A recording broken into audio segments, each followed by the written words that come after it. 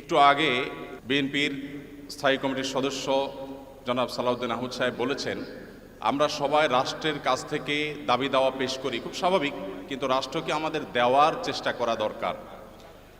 তার সাথে পরিপূর্ণভাবে সহমত পোষণ করে একটি কথা আমি বলতে চাই, সেটা হলো এদেশের 3 লক্ষ মসজিদের কমপক্ষে 6 লক্ষ ইমাম মুয়াজ্জিন রাষ্ট্রকে দেওয়ার জন্য প্রতিনিয়ত চেষ্টা করেন এবং দিয়ে যাচ্ছেন। দুর্ভাগ্যজনক বাস্তবতা, স্বাধীনতার 50 বছর পরেও ইমাম মুয়াজ্জিন এবং আলেম ওলামাদের কোনো অবদানের স্বীকৃতিটুকু রাষ্ট্র কখনো দিতে পারে নাই।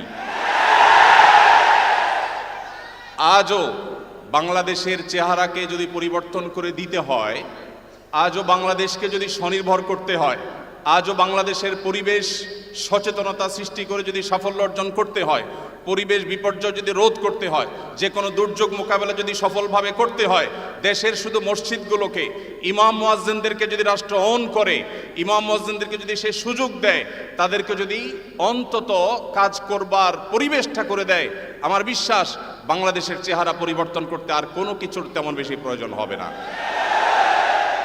3 লক্ষ মসজিদ সরকারি হিসেব মতো কমপক্ষে 3 লক্ষ মসজিদ আরো বহু আগে বলা হয়েছে, সেটা এখন 3 লক্ষের অনেক বেশি চলে গেছে স্বাভাবিকভাবে।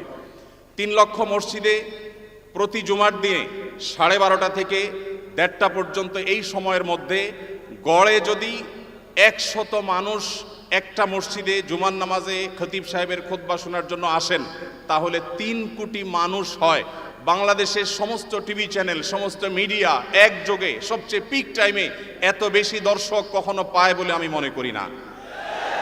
এবং সারা সপ্তাহের সবচাইতে মূল্যবান সময় বৃহস্পতিবার রাতে, শুক্রবার অফিস নেই, স্কুল কলেজ নেই, মাদ্রাসা নেই, সবাই ফ্রেশ একটা ঘুম দিয়ে, সপ্তাহের সবচাইতে ভালো গোসলটা দিয়ে, সবচেয়ে ভালো নাস্তাটা করে, সবচেয়ে সুন্দর পোশাকটা পরে, সবচেয়ে ভালো আতর পারফিউম ব্যবহার করে, সবচেয়ে মূল্যবান সময়টা খতিব সাহেবদের সামনে গিয়ে দোজানো হয়ে বসে। পৃথিবীর অন্য কোনো কৃষ্টি কালচার, কোনো সিস্টেমে একসাথে একটা দেশের 3 কোটি মানুষকে অ্যাড্রেস করার এই সুযোগ ইমাম সাহেব, খতিব সাহেবরা ছাড়ার কারোর হাতে নেই। ইমাম সাহেবরা যদি চান, তাদেরকে যদি রাষ্ট্র আসলে সুযোগ দেয়, তাহলে সেক্ষেত্রে তারা অনেক কিছু করতে পারেন। ইতিমধ্যে আমরা দেখেছি রোহিঙ্গা শরণার্থীরা যখন আমাদের দেশে আশ্রয় নিয়েছে, সবার আগে ঝাঁপিয়ে পড়েছেন এদেশে ওলামা একরাম। প্রতিটা দুর্যোগে ওলামা একরাম যে ঝাঁপিয়ে পড়েন, সেটা নিঃস্বার্থভাবে হয়, স্বার্থহীনভাবে হয়। আমার উদাত্ত আহ্বান যে আগামীর বাংলাদেশে এদেশের মসজিদগুলোকে, আলেম ওলামাদেরকে যেন রাষ্ট্র অন করে, তাদেরকে কাজের সুযোগ দেওয়া হয়। কোনো বেতন ভাতার সুবিধা দেওয়া এটা আসলে দয়া দাক্ষিণ্যের বিষয় নয়। এদেশে আইনশৃঙ্খলা যতটুকু নিয়ন্ত্রণে আছে, এর জন্য আইনশৃঙ্খলা রক্ষাকারী বাহিনী, সংশ্লিষ্ট বিভিন্ন ডিপার্টমেন্টে যেমন অবদান আছে, আমি মনে করি মসজিদের মিম্বরগুলো, মাহফিলের মঞ্চগুলোর অবদান তার চাইতে কোনো ক্রমে কম নয়। এদেশ থেকে যৌতুককে যে জাদুঘরে পৌঁছে দেওয়া হয়েছে, কারা জাদুঘরে যৌতুককে পৌঁছে দিয়েছে? এদেশে যৌতুকের অভিশাপ থেকে মুক্ত করার সবচেয়ে বড় ক্রেডিট একমাত্র ওলামা একরামের।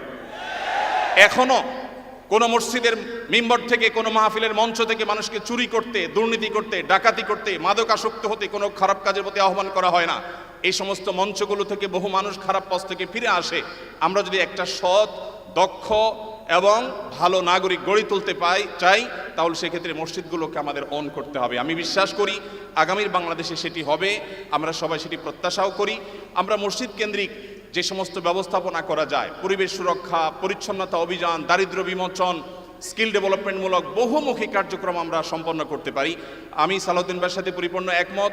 শুধুমাত্র রাষ্ট্রের কাছ থেকে নেওয়ার ব্যাপার না, আমাদেরকে দেওয়ার চেষ্টা করতে হবে। এবং আমার বিশ্বাস ওলামা একরাম সেটা করতে চান, কিন্তু তাদেরকে সেই সুযোগটা দেওয়া হয় না। এদেশের আলেমদের কোন অবদানকে আজ 50 বছরের মধ্যে স্বীকৃতি দেওয়া হয়েছে আমি জানতে চাই। দুর্ভাগ্যজনক বাস্তবতা, সেটি আসলে হয়নি। তা আমরা নতুন বাংলাদেশে অন্তত প্রত্যাশা করি যে আমরা সবাই মিলে, শুধু আলেম ওলামা নয়, সকল ধর্মের মানুষ কাঁধে কাঁধ মিলিয়ে আমাদের এই প্রিয় বাংলাদেশকে আমরা বিশ্বের দরবারে উন্নতির চরম শিখরে পৌঁছতে চাই। আমাদের পরে স্বাধীনতা অর্জন করে পৃথিবীর বহু দেশ এমন অগ্রসর হয়েছে, যেটা দেখে আমাদের কষ্ট হয়, দুঃখ হয়। আজকে ভূমিকম্পের যে ভয়াবহতা নিয়ে প্রত্যেকটা মানুষ আতঙ্কে দিন পার করছে, কি হয়েছে এদেশে? একটি মানুষের জীবন নিরাপদ করবার জন্য যথাযথ ব্যবস্থাটুকু পর্যন্ত আমরা নিতে পারিনি। আমি আশা করি আগামীর বাংলাদেশে যারাই আসবেন আমরা প্রত্যেকে এই ব্যাপারগুলোতে সচেতন থাকব। আমরা দোয়া করি আল্লাহ রাব্বুল আলামিন আমাদের রাজনৈতিক নেতৃত্বকে সেরকম শক্তি, সামর্থ্য, মানসিকতা সব কিছু দান করেন। ওলামায়ে কেরামের মূল্য যদি কোনো জাতি দিতে না পারে তাদের চেয়ে বড় দুর্ভাগা আর কেউ হতে পারে না। আমি প্রায় সময় বলি এই দেশকে যদি নিরলসভাবে, নিঃস্বার্থভাবে কোনো মানুষ ভালোবাসে, ওলামায়ে কেরাম হলেন সেই মানুষগুলো। অনেকে আছেন যাদেরকে হয়তো পার্শ্ববর্তী দেশ গ্রহণ করবে, অনেকে হয়তো আমেরিকা গ্রহণ করবে। ওলামায়ে কেরাম তাদের জায়গা এই দেশ, এই মাটি, ইনশাআল্লাহ তাআলা। তো আমি আশা করছি মসজিদে ওলামায়ে কেরাম নির্বিঘ্নে তাদের দায়িত্ব পালন করবেন। আলেমদেরও দায়িত্বশীলতার জায়গা আছে, আলেমরা যথেষ্ট দায়িত্বশীলতার সাথে আমাদের দায়িত্বগুলো পালন করতে হবে। রাষ্ট্রকে এগিয়ে নিয়ে যাওয়ার পিছনে আমাদের ভূমিকা পালন করতে হবে, ঐক্যবদ্ধভাবে কাজ করতে হবে। সেই সাথে রাষ্ট্র আলেমদেরকে ওন করতে হবে, আপন করতে হবে, সেই সুযোগ দিতে হবে, সেই স্বীকৃতি দিতে হবে। আমি আশা করছি আগামীর বাংলাদেশ সেই জিনিসটি হবে। আমাদের সবাইকে আল্লাহ তাআলা সেই তৌফিক দান করুন। জাযাকুমুল্লাহু খাইরা। আসসালামু আলাইকুম ওয়া রাহমাতুল্লাহি ওয়া বারাকাতুহু।